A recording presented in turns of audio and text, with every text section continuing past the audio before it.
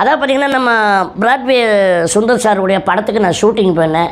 அப்போ பார்த்திங்கன்னா ஒரு வீடு, பிரம்மாண்டமான ஒரு வீடு, அந்த வீட்டில் தான் வந்து ஷூட்டிங் நடந்தது. காலையிலேருந்து சாயங்காலம் வரைக்கும் எல்லோரும் போட்டு அப்படி பயங்கரமாக இருந்தது. பார்த்திங்கன்னா அந்த வீடை சுற்றி அப்படி பார்த்துட்டு பெயிண்டிங்கு, அந்த டைல்ஸு, வெளியிலேருந்து பில்டிங் பார்த்தா அந்த மாதிரி இருந்தது.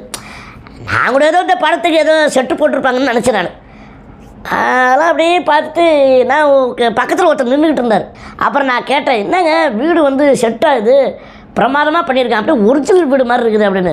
இது செட்டு இல்லைங்க, ஒரிஜினல் வீடு அப்படின்றது. நானே அதிர்ச்சி ஆகிட்டேன்.